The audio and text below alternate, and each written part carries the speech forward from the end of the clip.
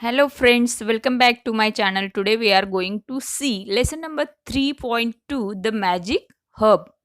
The magic hub. Hub म्हणजे काय रे बाळांनो, तर एक औषधी वनस्पती, आणि मॅजिक म्हणजे काय तर जादूची. तर आज आपण पाहणार आहोत एक जादूची औषधी वनस्पती यावर आधारित एक lesson. Okay, now let us read the lesson. Knock knock knock, someone was knocking on the door of the in. Knock knock म्हणजे दरवाजा वाजवण्याचा आवाज आहे, आणि कोणीतरी दरवाजाला नॉक करतंय. Door of the in, INN, in. In म्हणजे काय तर खानावळ. It was already getting dark outside. Already बाहेर अंधार पडलेला होता. तुम्हाला दिसतंय चित्रामध्ये एक खानावळ दिसतंय, एक घर सारखं दिसतंय, आणि बाहेर एक चंद्र सुद्धा आकाशात दिसतोय. म्हणजे बाहेर काय झाला होता, अंधार झाला होता. Who is there, the innkeeper called from within. बाहेर कोण आहे, म्हणजे कोण आहे तिकडे, अशा पद्धतीने जो इनकीपर होता, जो खानावळ चालवणारा होता, त्याने आवाज दिला, आतूनच आवाज दिला.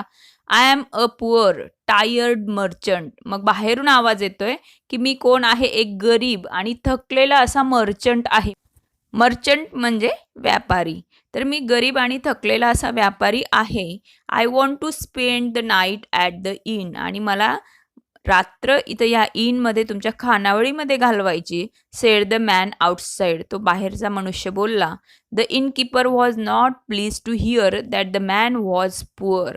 आणि जो इनकीपर होता, जो खानावळ चालवणारा होता, तो प्लीज्ड म्हणजे आनंदित झाला नाही. Not pleased to hear that the man was poor. काय ऐकून आनंदित झाला नाही, तर मॅन वॉज पुअर. पुअर म्हणजे गरीब. आणि जो बाहेर माणूस होता तो कसा आहे, गरीब आहे, हे ऐकून त्याला आनंद झाला नाही. But all the same he open the door and brought him inside. आणि नेहमीप्रमाणे त्याने ते इनचं डोअर ओपन केलं, उघडलं, आणि त्याला आत घेतलं. The merchant over simple garments and carried only a simple cloth bag on his back. तर जो व्यापारी होता त्याने काय घातलेलं होतं, ओवर म्हणजे परिधान करणे, सिम्पल गारमेंट्स खूप साधे असे कपडे, गारमेंट्स मीन्स कपडे, and carried only a simple cloth bag on his back. Bag म्हणजे पाठ. त्याच्या पाठीवर त्याने काय आणलेली होती, अगदी साधीशी बॅग, जी कापडाची होती, ती त्याने आणली होती त्यासोबत. पहा, मग तो मर्चंट म्हणतोय, I have spent a long tiring day at the market. आज मी पूर्ण दिवस काय केलंय, मार्केटमध्ये दिवस घालवलाय. आणि तो कसा, टायरिंग, अगदी थकलेल्या अवस्थेमध्ये. I don't have the energy. आणि म्हणून माझ्याकडे एनर्जी नाही आहे, शक्ती नाही आहे. To walk back to my village. आणि माझ्या गावाला परतण्यासाठी माझ्याकडे आता शक्ती नाही आहे. Please prepare a simple dinner for me. आणि माझ्यासाठी खूप साधं असं जेवण बनवा.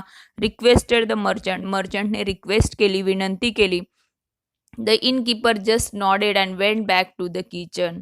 आणि इनकीपरने फक्त मानेने हो म्हटलं. तर इनकीपरने, त्या खानावेळ चालवणाऱ्याने फक्त नॉडेड म्हणजे मान हलवली, and went back to the kitchen. त्याच्या किचनमध्ये तो गेलाय. Oh, what the point in serving such beggarly customers. आणि काय म्हणतोय तो, की अरे अशा बेगरली म्हणजे अगदी भिकारड्यासारखे जे कस्टमर्स आहेत, ग्राहक आहेत, त्यांच्यासाठी सर्विंग करणे काय उपयोग आहे त्याचा. He calls himself a merchant. तो स्वतःला मर्चंट म्हणतोय, व्यापारी म्हणतोय. But look at his clothes. त्याच्या कपड्यांकडे पहा. Look at his bag. त्याची बॅग पहा, त्याची पिशवी पहा.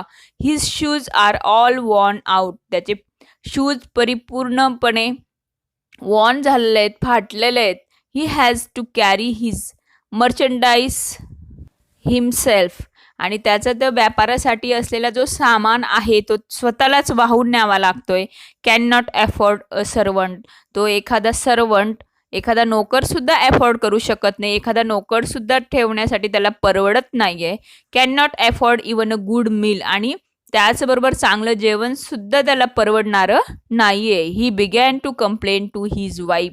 आणि जो इनकीपर होता त्याने त्याच्या वाईफकडे, त्याच्या पत्नीकडे कंप्लेंट केली, तक्रार केली, की असा असा कस्टमर आपल्याकडे आला आहे. त्याची बॅगसुद्धा व्यवस्थित नाही, त्याचे शूजसुद्धा व्यवस्थित नाही, आणि अगदी साधंसं जेवण तो मागतोय. त्याला परवडणारं असं काहीच नाही आहे.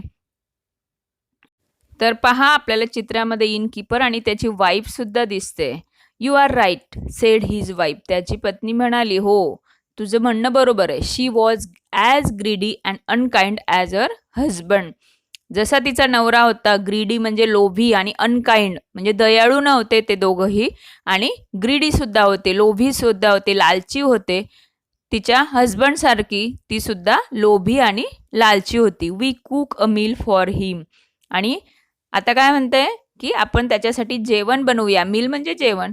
Give him a place to sleep. त्याला झोपायलाही जागा देऊयात. What is he going to pay in return. म्हणजे आपण त्याला झोपायला जागा देऊ, मग जेवण देऊ, पण इन रिटर्न म्हणजे परत तो आपल्याला काय देणार आहे, किती पैसे देणार आहे. Just a couple of coins may be. May be म्हणजे फक्त कदाचित तो किती देऊ शकतो, 2 कॉइन्स आपल्याला देऊ शकतो. Why did you take him in. कशाला तुम्ही त्याला आत घेतलंय. Drive him out. हाकलून लावा, त्याला बाहेर काढा.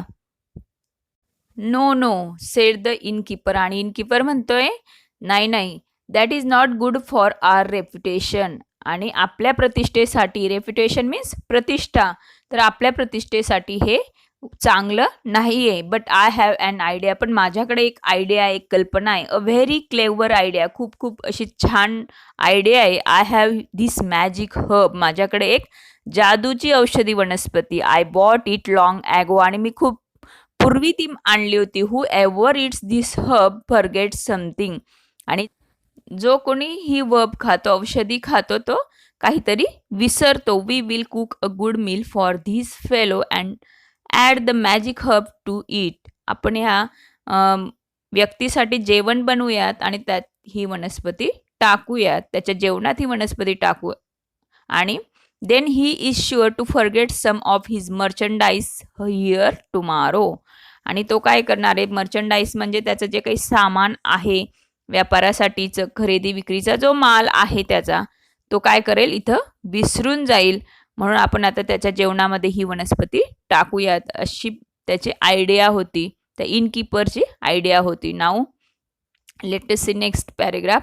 How clever you are exclaim the wife. त्याची वाईफ, त्याची पत्नी उद्गारली, किती हुशार आहात. Yes, what else can he forget. He has just his merchandise with him. त्याच्याकडे विसरण्यासारखं काय आहे, तर फक्त आणि फक्त त्याचा जो खरेदी विक्रीचा माल आहे, तो मर्चंडाईज ज्याला आपण म्हणतोय, तर तोच आहे. Maybe he will forget all of it and leave it behind here. कदाचित तो हा सगळा माल इथं विसरून जाईल आणि निघून जाईल. It will surely be ours tomorrow. आणि नक्कीच उद्या हा आपला असेल.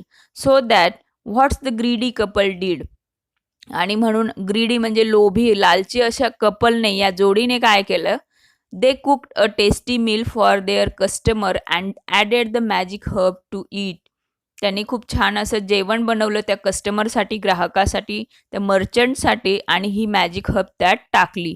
The poor merchant did not suspect anything. Suspect म्हणजे शंका घेणे.